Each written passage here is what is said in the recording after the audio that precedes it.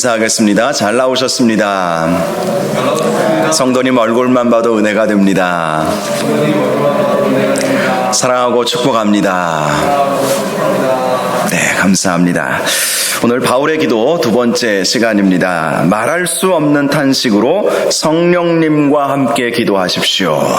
말할 수 없는 탄식으로 성령님과 함께 기도하십시오 라는 제목으로 함께 로마서 8장 26절 27절 두 절 말씀 함께 나누도록 하겠습니다.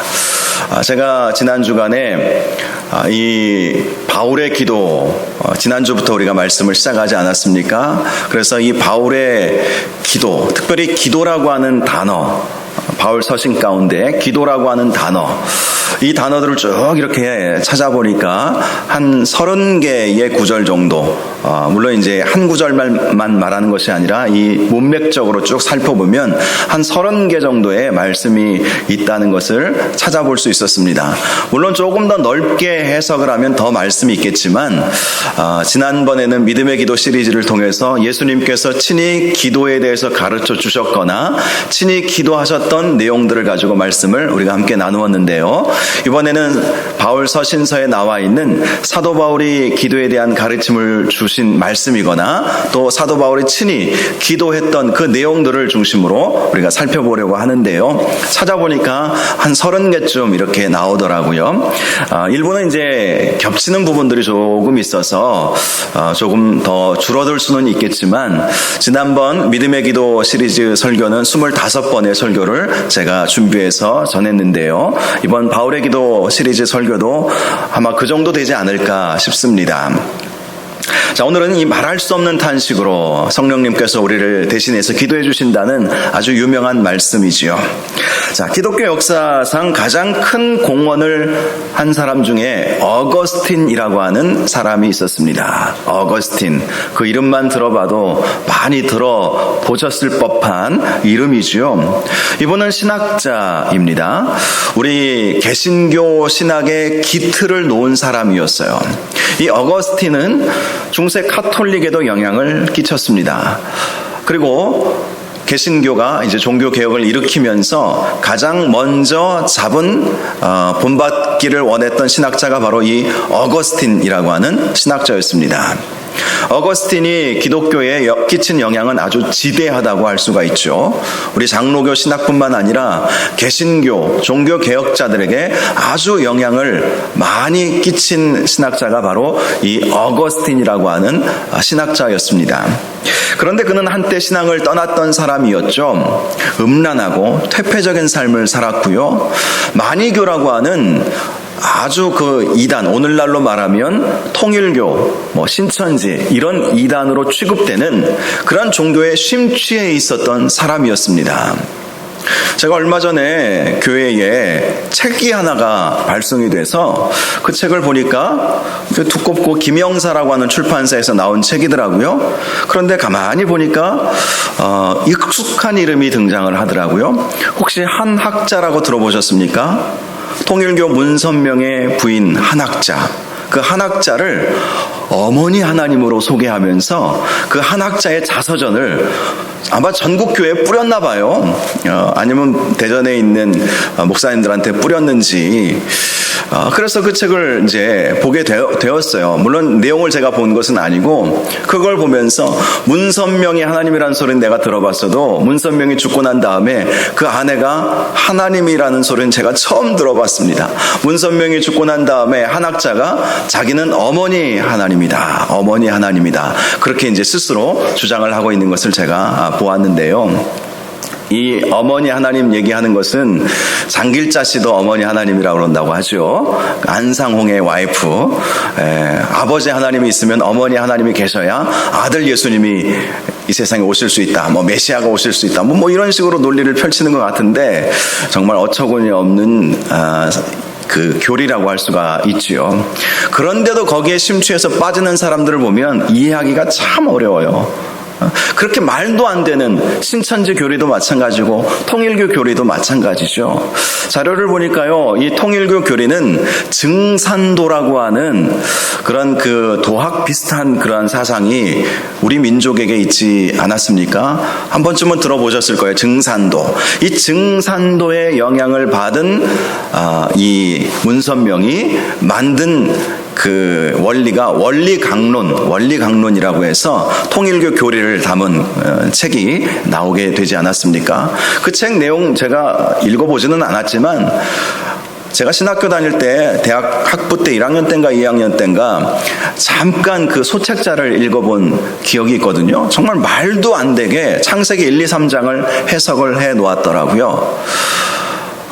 그걸 보면서 도대체 이런 걸 믿는 사람들이 있나 싶었는데 너무나 많은 거예요. 여러분, 통일교의 교세가 어마어마한 거 아시죠? 문선명은 죽었어도 통일교를 신봉하는 사람들이 전 세계에 얼마나 많이 있는지 모릅니다. 그 통일교의 영향을 받은 교단이 신천지라는 것도 아십니까? 통일교 이 원리강론을 나름대로 이만희라고 하는 그 교주가 그 천부교라고 하는 당시 그 누구죠? 무슨 장로가 있었죠? 그 천부교와 또 신천지 통일교 교리를 이렇게 합해가지고 만든 것이 이제 신천지입니다. 통일교와 천부교 교리를 합해서 신천지 교리를 만들어냈어요. 왜냐하면 이 이만희가 두 군데에 다 이렇게 가입을 했었다고 해요. 그러다가 거기서 자기 나름대로 신학 체계를 만들어냈다고 합니다. 그 뿌리가 이제 통일교에 있었고 통일교의 뿌리는 증산도에 있다. 이렇게 많이들 이야기를 합니다. 자, 만이교도요, 말도 안 되는 사상이었어요. 기독교 이단 중에 정말 사이비 중에 이런 사이비가 없을 정도로 완전히 말도 안 되는 이단에 어거스틴이 완전히 쏙 빠져버린 것이죠. 이단들의 특징 중에 하나가 도덕적 타락이죠. 그래서 이 어거스틴이 술 먹고 여자하고 이렇게 잠자리를 하고 정말 아주 심각하게 타락해져 버렸던 그런 사람이었던 것입니다. 그를 아주 애타게 바라보면서 안타까워했던 한 사람이 있었죠. 그의 어머니 모니카 여사가 있었습니다. 10여 년 이상을 이 아들이 엉뚱한 일을 하고 다니니까 10여 년 이상을 간절히 하나님 앞에 기도했다고 해요. 그런데 하나님께서는 그 기도를 전혀 들어주시지 않는 것 같았습니다. 그래서 당시 자신의 교구에 암브로스라고 하는 감독, 이 암브로스 감독도 아주 유명한 당시 초대교회 감독이었습니다. 이 어거스틴은 그 AD 한 2세기, 3세기경의 사람이었어요. 그러니까 중세가 시작되기 이전의 사람이었던 것이죠. 자, 이 암브로스 감독을 찾아가서 어머니 모니카가 흐느껴 울며 호소를 했습니다. 감독님, 제 아들 어거스틴을 하나님께서 영원히 버리시나 봅니다. 제가 아들이 하나님께 돌아오기를 위해 10여 년을 기도했습니다. 그러나 아무런 변화가 없고 오히려 더한 것 같습니다. 이제 저는 어쩌면 좋겠습니까? 눈물로 암브로스 감독에게 호소를 한 것이죠. 그때 암브로스 감독은 이렇게 말해 주었습니다. 자매님, 너무 염려하지 마십시오. 낙심하지 마십시오. 눈물로 기도하는 어머니가 있는 아들은 결단코 망하지 않을 것입니다. 포기하지 말고 계속 기도하세요. 그렇게 말해 주었다고 해요. 이 모니카 여사가 암브로스 감독의 이 권면의 말씀, 위로의 말씀을 듣고 포기할 뻔했다가 다시 마음 추스리고 기도하기 시작한 것입니다. 그리고 어느 날 이 이단에 침취해 있던 어거스틴이 성경을 보다가 로마서 말씀을 발견하게 되었습니다. 낮에와 같이 단정히 행하고 방탕하거나 술 취하지 말며 음란하거나 호색하지 말며. 이 말씀이 딱 자기에게 주시는 말씀이었던 것이죠. 성령께서 말씀을 깨닫게 해주시는 놀라운 역사의 순간이었던 것입니다. 어거스틴이 자신의 고백록에서 어느 날 갑자기 이 말씀을 읽으면서 살아계신 하나님께서 나에게 찔러주시는 말씀으로 느껴졌다고 그렇게 고백을 했습니다. 이것이 우연의 일치였을까요? 아니죠. 그의 어머니 모니카가 아들을 위해서 10년 이상을 간절히 눈물로 포기하지 않고 기도했기 때문에 이루어진 하나님의 은혜의 역사였던 것입니다. 여러분, 포기하지 않고 하나님 앞에 간절히 기도하면 하나님께서는 반드시 가장 선하신 방법으로 이루어 주신다는 사실을 기억하시기를 바랍니다. 우리를 도우시는 하나님이 계시지 않습니까? 기도는 우리와 함께 하시는 하나님께 간구하는 거예요. 비록 우리가 연약해도 성령 하나님께서 우리의 기도를 도우신다고 말씀해주고 있지 않습니까? 오늘 말씀을 보시면 성령 하나님께서 우리의 연약함을 도우신다, 이렇게 말씀하고 있어요. 인간이 아무리 강한 것 같아도 인간처럼 연약한 존재는 세상에 없는 것 같습니다. 얼마 전에 우리 SC를 마무리하면서 평가회 모임을 가졌는데요. 대동교회, 저 대동에 있는 대동교회 김양은 목사님이 이 마무리 이제 평가회 하기 전에 이제 말씀을 주셨는데, 이런 예화를 해주시는 것을 제가 들어보았어요. 가만히 인생을 살펴보니까 태어났을 때, 어린 나이로 이제 아기 때 태어났을 때 자랑거리가 나중에 거꾸로 나이 들수록 그런 것들이 자랑거리가 되더라, 그런 말씀을 하시더라고요. 그래서 구체적으로 내용이 기억이 안 나서 제가 그 말씀하신 것만 제가 기억이 나고, 그래서 구체적으로 한번 찾아봤습니다.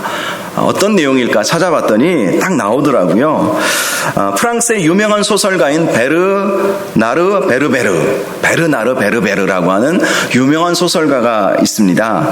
그분이 쓴 웃음이라고 하는 책에 나와 있는 이야기예요. 자, 그 내용에 이런 얘기가 있어요. 2세 때에는 대소변 가리면 자랑거리라는 것입니다. 그렇죠. 야, 이제 기저귀 딱 떼면 부모가 얼마나 기쁩니까? 자랑하게 되죠. 사람들한테 이제 기저귀 뗐다고 자랑하게 되죠. 그리고 3살 때에는 이빨이 나는 것이 자랑거리라고 합니다. 이제 이빨이 하나하나 나면서 아기는 좀 힘들어하지만 부모는 그걸 보면서 이제 단단한 음식도 씹어 먹을 수 있겠구나 하고 기뻐하죠. 자랑거리가 되는 것입니다.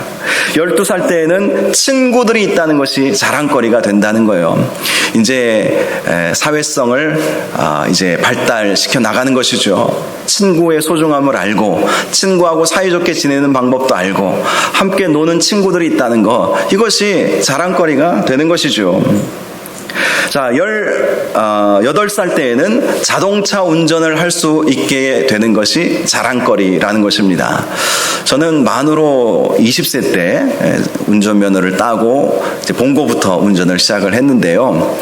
당시 저의 다른 친구들은 운전을 잘 못했습니다. 근데 저는 그래도 일찍 운전면허를 따서 운전을 시작하게 된 것 같아요. 그런데 이제 뭐 유럽의 기준이겠죠. 18살 때에는 자동차 운전할 수 있다는 것이 자랑거리가 된다는 것입니다. 20살 때에는 사랑할 수 있다는 것이 자랑거리가 된다는 거예요. 이성을 만나서 마음을 나누고 사랑을 나눌 수 있다는 것이 자랑거리가 된다. 30대에는요, 이제 돈을 벌 수 있게 되는 것이 자랑거리가 된다는 것입니다. 어엿한 사회인이 되어서, 그래서 좋은 직장 다니고 돈을 벌 수 있다는 것, 이것이 자랑거리가 된다는 것입니다. 그런데 50세 때부터는 이제 거꾸로 간다는 거예요. 이 베르나르라고 하는 이 사람이 이야기를 하는데, 50세부터는 이 자랑거리가 거꾸로 바뀐다.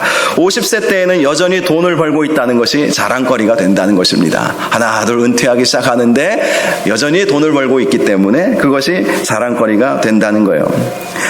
자, 그리고 60대에는 아직도 사랑의 감정이 남아있다는 것 자체가 자랑거리가 된다는 것입니다. 나이가 들면서, 저는 아직 60까지는 안 됐습니다. 10년 더 살아봐야 알겠지만, 이렇게 사랑의 감정을 가지고 사랑할 수 있다는 것이 자랑거리가 된다는 것입니다. 70세에는 여전히 자동차를 운전할 수 있다는 것이 자랑거리가 된다는 것입니다.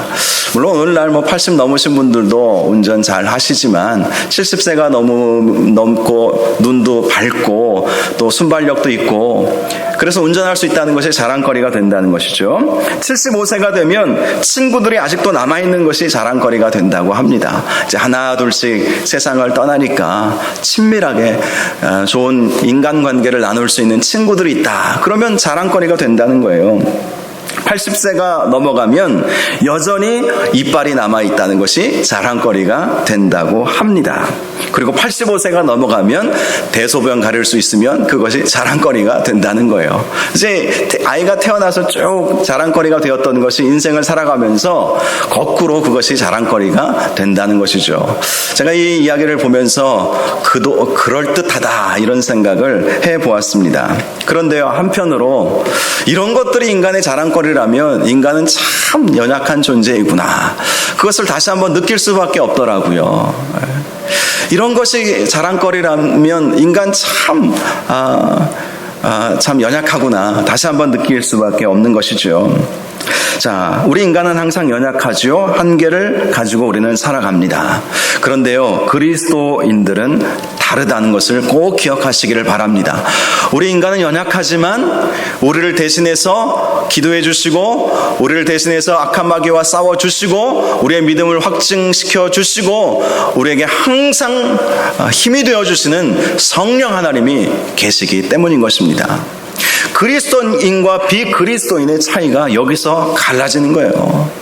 인생을 살아가면서 우리 인간의 힘으로 어떻게 이 험난한 세상을 살아갈 수 있겠습니까? 우리 힘으로는 전혀 이 험난한 세상을 온전히 또 기쁘게 성공적으로 우리는 살아갈 수가 없죠.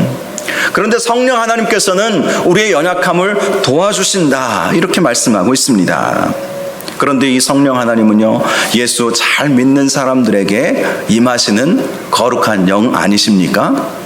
요한복음 14장 16절에서 17절 말씀을 보니까 내가 아버지께 구하겠으니 그가 또 다른 보혜사를 너희에게 주사 영원토록 너희와 함께 있게 하리니 그는 진리의 영이라.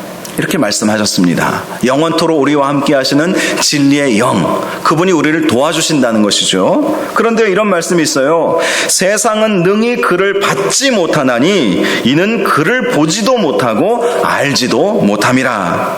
그러나 너희는 그를 아나니 그는 너희와 함께 거하심이요 또 너희 속에 계시겠음이라. 세상 사람들은 성령을 알지도 못하고 보지도 못한다는 거예요. 믿음이 없으니, 사실 믿음이 있다는 것 자체가 성령 하나님께서 내주하셔서 주시는 역사 아니겠습니까?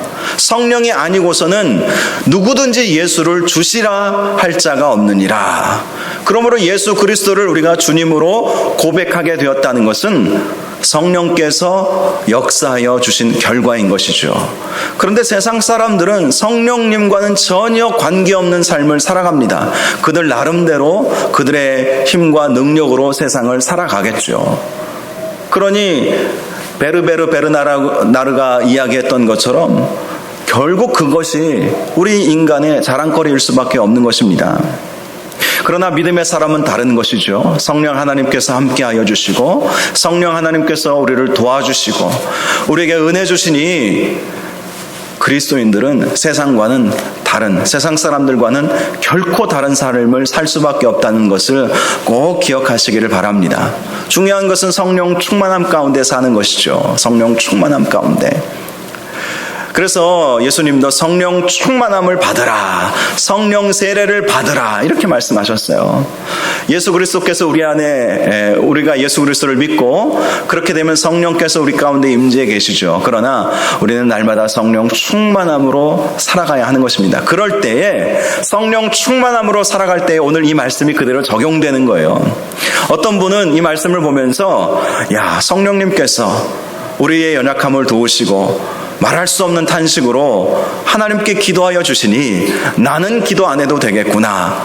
이거는 성령 충만하지 못한 분들은 이렇게 생각합니다. 성령이 어떤 영이신지 모르시는 분들은 그렇게 적용할지도 모르겠어요. 여러분들은 그렇게 적용 안 하시겠지만 말씀을 읽다 보면 그렇게 적용하는 사람들이 있지 않을까라는 생각을 합니다. 성령께서 말할 수 없는 탄식으로 나를 대신해서 기도해 주시니 나는 기도 안 해도 되겠구나. 어떤 목사님이 우스개 이야기로 정말 그러셨는지는 모르겠지만 자기는 새벽기도 늘 지키기는 했는데 기도 많이 안 한다고 하시더라고요. 농담인지 진담인지는 모르겠지만 그분이 어떻게 기도를 하시냐면 그분의 어머니가 정말 간절히 기도 많이 하시는 분이셨다고 해요. 그래서 그분은 새벽 기도가 딱 끝나면 강대상에 앉아가지고 하나님, 어머니가 기도했던 것처럼만 해주십시오 하고 그냥 내려와 버린다는 거예요. 물론 농담이실지 모르겠지만 여러분, 기도 안 해도 된다는 말씀은 결코 아니죠. 이 말씀이. 자, 성령 충만함 가운데 우리가 살아갈 때 성령께서 역사하신다는 것이죠. 그러니 전제가 중요한 것입니다. 먼저 우리가 해야 할 일은 성령 충만해야 한다는 것이죠. 성령 충만할 때 성령께서 일하신다는 거예요. 성령께서 도우신다는 거예요. 성령께서 우리의 기도를 도우신다는 것입니다. 우리와 함께 해주신다는 것이죠. 성령 충만하지 아니하면 성령께서 돕지 않으니 하신다는 말씀이 바로 오늘 본문의 말씀이고, 그렇게 이 말씀을 우리가 이해해야 하는 것입니다. 오늘 말씀을 보니까 특별히 우리 성령 하나님께서 우리의 기도를 도우신다 이렇게 말씀하죠. 이 기도에 대해서 사도 바울은 우리가 마땅히 기도할 바 이렇게 말씀합니다. 마땅히 기도할 바. 즉 그리스도인으로 살아갈 때에는 기도는요 의무사항이라는 것이죠. 그것은 의무이자 특권인 것입니다. 기도는 특권이죠. 하나님 앞에 담대히 나아갈 수 있는 특권이죠. 동시에 의무사항이라는 것입니다. 그래서 기도는 마땅히 기도할 바라고 말씀을 하고 있는 것입니다. 그런데 실제로 많은 사람들이 연약하여서 마땅히 기도해야 하지만 기도하지 못하는 것도 사실 아니겠습니까? 목회하면서 정말 기도가 필요한 분인데 기도하는 모습을 안 보이는 거예요. 물론 개인적으로는 기도하실 수도 있을 것입니다. 꼭 목사가 보는 앞에서만 기도할 필요는 없겠죠.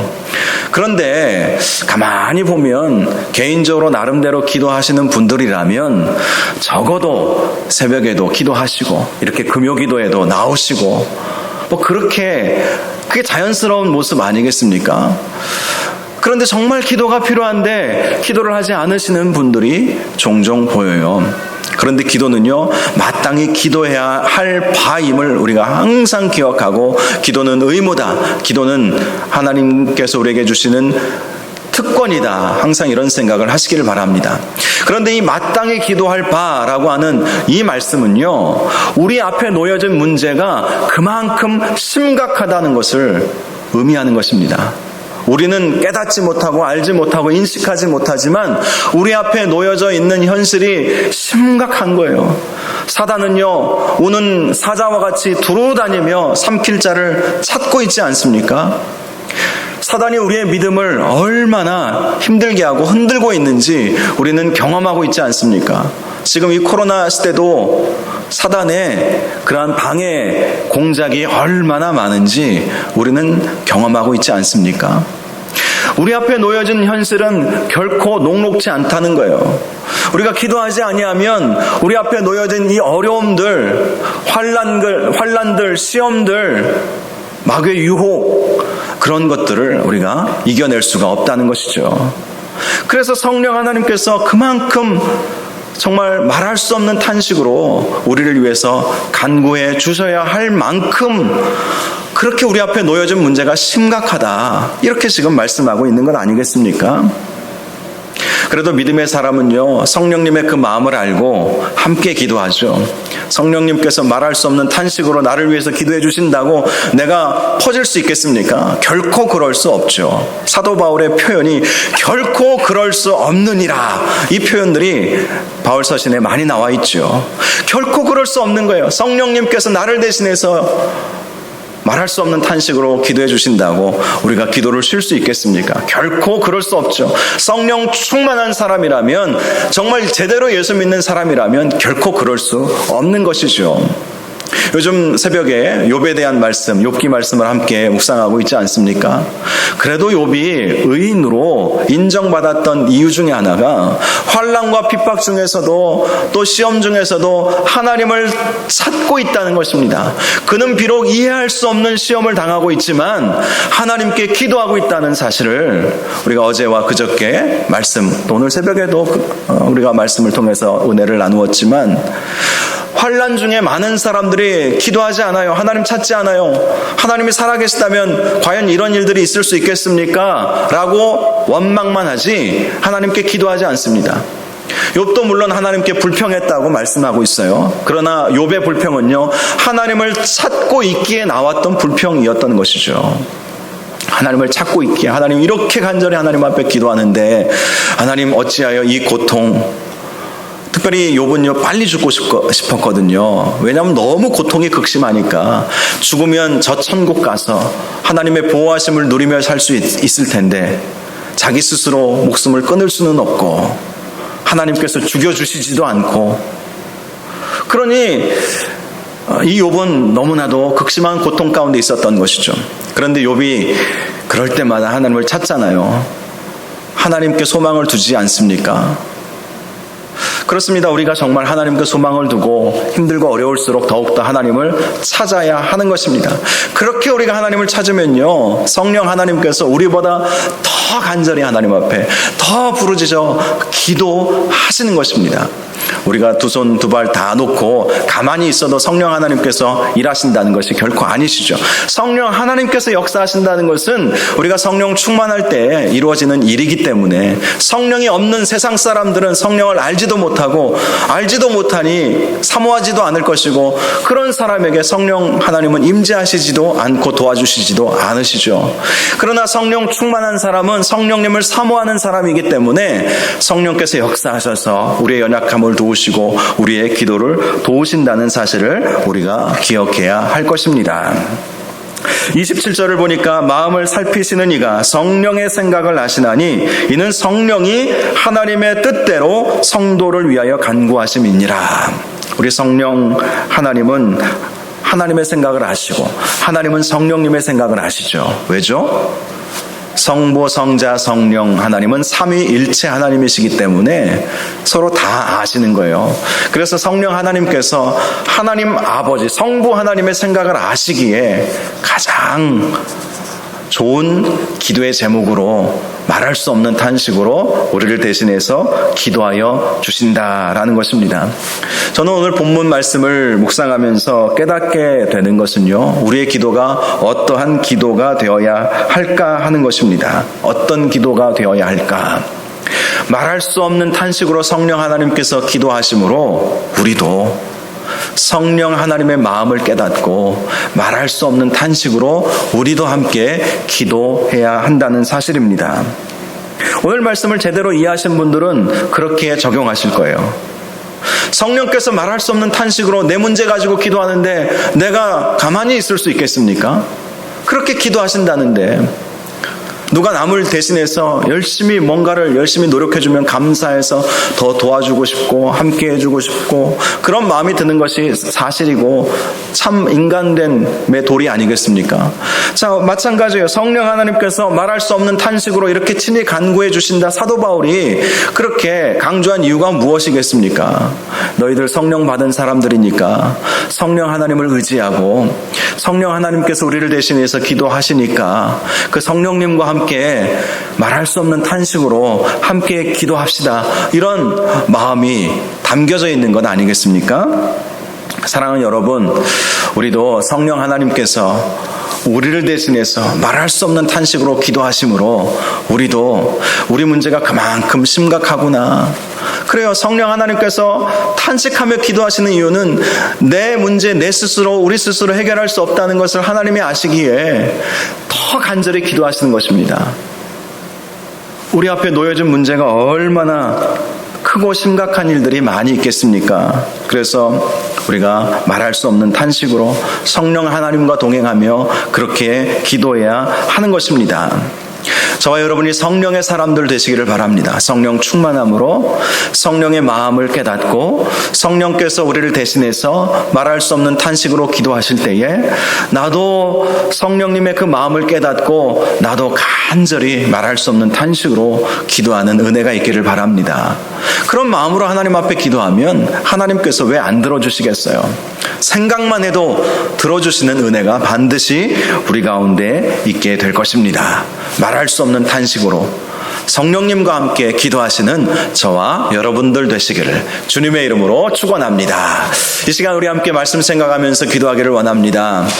때로는 우리가 탄식이 멈추어 버릴 때가 있어요. 탄식해야 함에도 불구하고 탄식하지 않을 때가 많이 있습니다. 그러나 탄식하며 기도할 때 우리의 기도는 더 빨리 응답이 될 것입니다. 하나님, 우리에게 탄식의 마음을 허락하여 주옵소서. 성령 하나님께서 나를 대신해서 탄식하며 기도하시는데 내가 웃을 수 없습니다. 하나님, 저에게도 눈물의 기도를 허락하여 주옵시고 탄식하며 기도하게 하시고 성령님과 함께 우리 앞에 놓여진 심각한 문제들을 붙잡고 기도함으로 기도에 응답받을 수 있도록, 기도하는 것마다 응답받을 수 있도록 역사하여 주옵소서. 성령의 마음으로 기도케 하여 주시옵소서. 우리 이런 제목으로 함께 주여 한번 부르짖고 기도하겠습니다.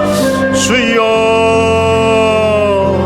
거룩하고 존귀하신 아버지 하나님, 성령 하나님은 우리의 연약함을 도우시고 말할 수 없는 탄식으로 우리를 위하여 친히 간구하신다고